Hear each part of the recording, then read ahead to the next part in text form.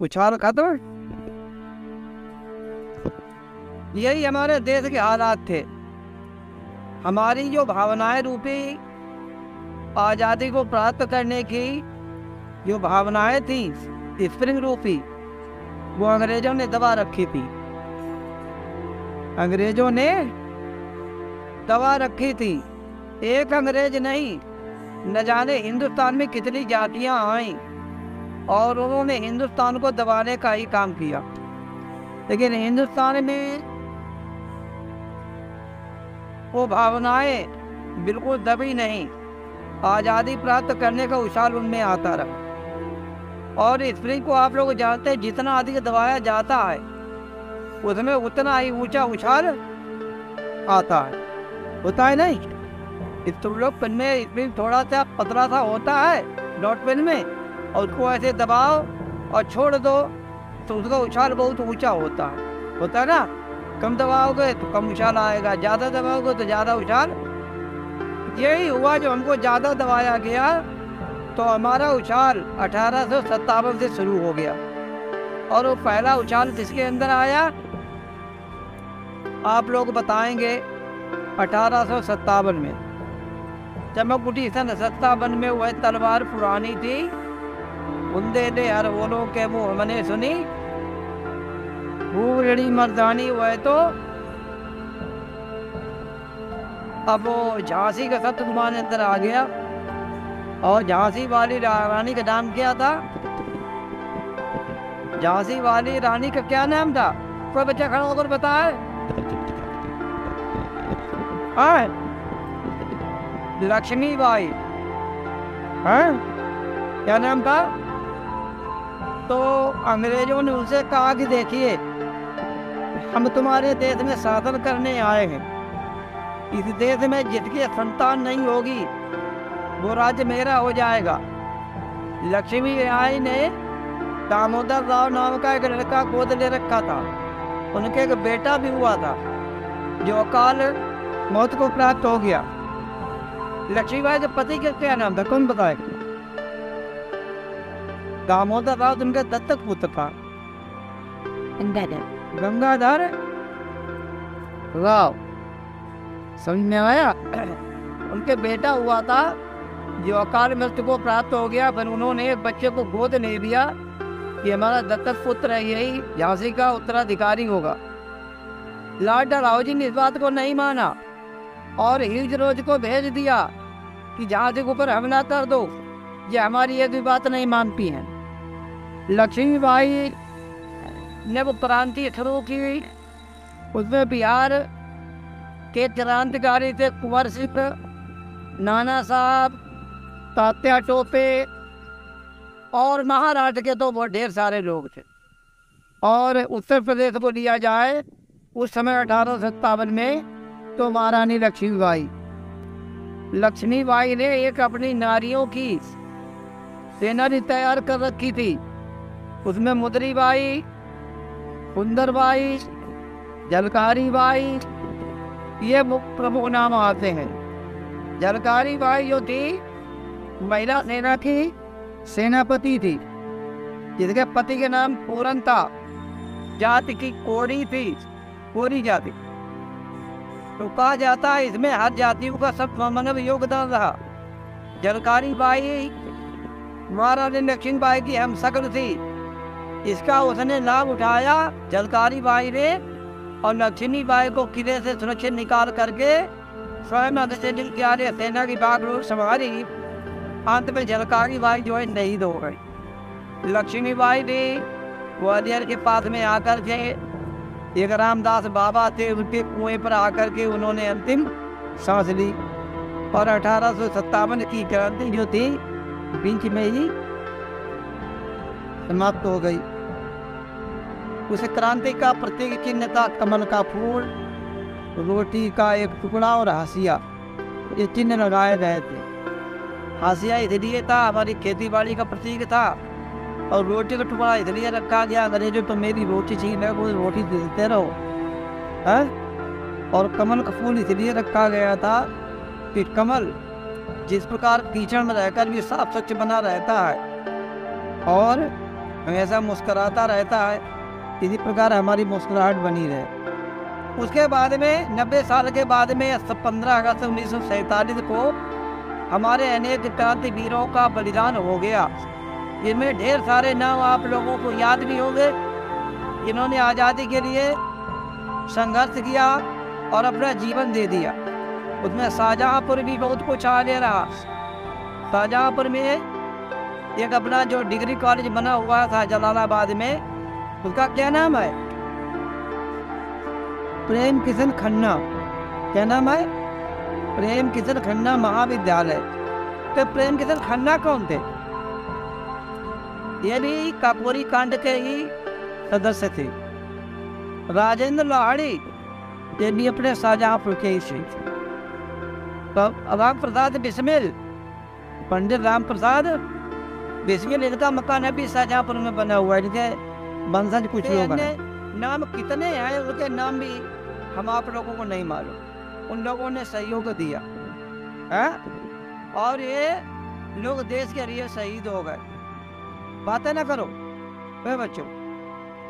उसके बाद में 15 अगस्त सन 1947 को रात्रि के 12 बजे लगभग अंग्रेजों ने फरमान जारी कर दिया कि हम इस भारत अर्थ में शासन नहीं करेंगे।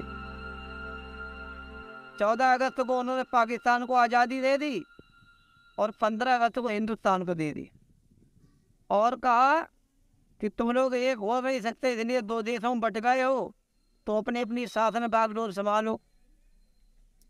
लेकिन अंग्रेजों ने एक बात कह दी कि जिस प्रकार हम यहाँ आए और 2-2.5 साल हमने शासन किया, 200-250 वर्ष, कोई दूसरा आ जाएगा वो यहाँ शासन करेगा और तुम हिंदुस्तानी इतने भोले भाले हो, उदार प्रवृत्ति के हो कि तुम पर कोई भी शासन कर सकता है। इसलिए हम सोचते हैं कि तुमको जितना हमने परेशान किया अब कोई इतना परेशान ना करे। इसलिए हमको ये बात बताओ कि तुम शासन यहाँ के चलाओगे कैसे? क्या तुम्हारी नीति होगी चलाने की?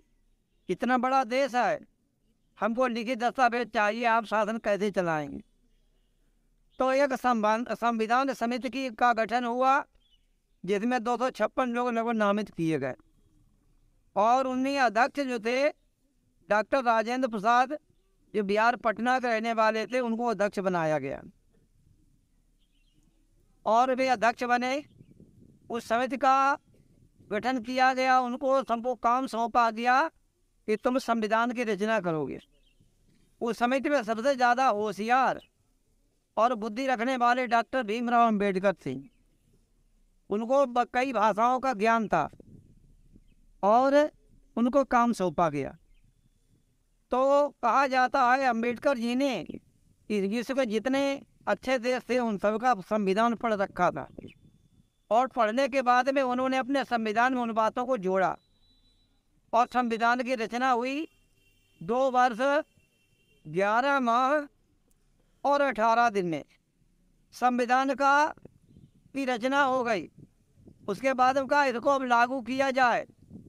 तो आज के दिन कौन है? 26 जनवरी 1950 को ये संविधान लागू किया गया और संविधान दिवस के रूप में इसको मनाया गया। इसका दूसरा एक और नाम है, इसका नाम है रिपब्लिक डे। क्या नाम है? पब्लिक और रिपब्लिक। रिपब्लिक माने क्या होता है? गणतंत्र। क्या होता है? गण माने क्या होता है? गण माने हम तो सब गण हैं। जनमानस को गण कहा जाता है, उसमें स्त्री पुरुष सब आते हैं। और तंत्र माने होता है शासन चलाने की विधियाँ हमारे द्वारा। और गणतंत्र मतलब है कि हमारे देश के द्वारा बनाए गए नियम उनको हम माने, इनको हम माने। गणतंत्र होता है प्रजा द्वारा चुने गए प्रतिनिधियों के द्वारा प्रजा के लिए, प्रजा के कल्याण में चलाया गया शासन गणतंत्र होता है। 1950 को लागू हुआ था आज एक ही दिन। तो ये दिवस आज भी गणतंत्र के रूप में मनाया जाता है। कहा गया इसको कैसे मनाओगे? तो समिति में लिखा गया कि इस त्यौहार को पूरा देश एक साथ मनाएगा। वो सरकारी संस्थान हो, गैर सरकारी संस्थान हो या अर्ध सरकारी हो, प्रत्येक संस्थान, इसके अलावा जितने ट्रस्ट हैं वे, और जितनी सार्वजनिक जगहें हैं वे, यहाँ तक कि ग्राम प्रधान को भी आदेश दिया गया था कि ध्वजारोहण आप लोग चले करेंगे, लेकिन अब लोग नहीं करते हैं। तो ये ध्वजारोहण होगा और इसको सब साथ में मिलकर के मनाएंगे। इसमें हिंदू, मुस्लिम, सिख, ईसाई, जैन और सभी लोग, बौद्ध, सभी लोग साथ में मनाएंगे, लड़का लड़की सब मनाएंगे। इसीलिए इसको राष्ट्रीय पर्व कहा गया। क्या कहा गया? तो ये आज इसीलिए मनाया गया। और हमने तुमको बताया कि स्प्रिंग बन जाएगा तो उसका उछाल खत्म हो जाएगा, तो हम तुम में भी उछाल बन रहे, इसलिए याद करने के लिए त्यौहार मनाया जाता है कि हमारे देश में कोई ऐसा तत्व ना आ जाए तो हमारे देश को हानि पहुंचाए और हमारी आज़ादी को छीन ले। हमारी आज़ादी को, एक पंछी को पिंजरे बंद किया जाता है फिर वो कितना फड़फड़ाता है, देखा हो आप लोगों ने? वो फड़फड़ाता क्यों है? पिंजरे में बंद होता है, बाहर पक्षी है, उसको खाने को मिले या ना मिले कोई बात नहीं। जो पिंजरे में बंद होता है उसके लिए तो पक्षी के लिए अच्छी अच्छी चीज़ें रखो खाने के लिए, लेकिन वो नहीं खाता है, फड़फड़ाता रहता है, चीखता रहता है। वो क्यों चीखता है? क्योंकि हमने उसकी आज़ादी को छीन लिया, आज़ादी को। इसीलिए हम तुमको भी, एक पक्षी इतना परेशान होता है, हम तुमको भी यही अकुलाहट और व्याकुलता थी जब हम अपनी बात कह नहीं सकते थे, एकत्र नहीं हो सकते थे, हम पढ़ नहीं सकते थे, हमारे अपनी आज़ादी का, हमारे मन का कोई काम नहीं हो पाता था। इसीलिए तो अंग्रेज़ों को ऐसे भगाना पड़ा। अब तुम लोगों की आज़ादी कैसे कामयाब रहेगी? तुम लोगों को देश के लिए क्या करना है? देखो बच्चों, तुम्हें इस देश के कर्णधार हो, इस देश के भविष्य हो, है ना? जिस प्रकार हम पढ़ते थे तो हमारे गुरुजी भी कहा करते थे कि बच्चों, जितना मैंने तुमको सिखाया है, पढ़ाया है, इसमें और कुछ अपने पास से जोड़ना और समाज को देना, समाज को। तो आज जो अध्यापक आ रहे हैं, नेता आ रहे हैं, इंजीनियर आ रहे हैं, डॉक्टर आ रहे हैं, और सब लोग देश का सहयोग कर रहे हैं। ये सब पढ़े लिखे तुम्हारे समाज छात्र ही तो थे। सही से बोलिए भाई।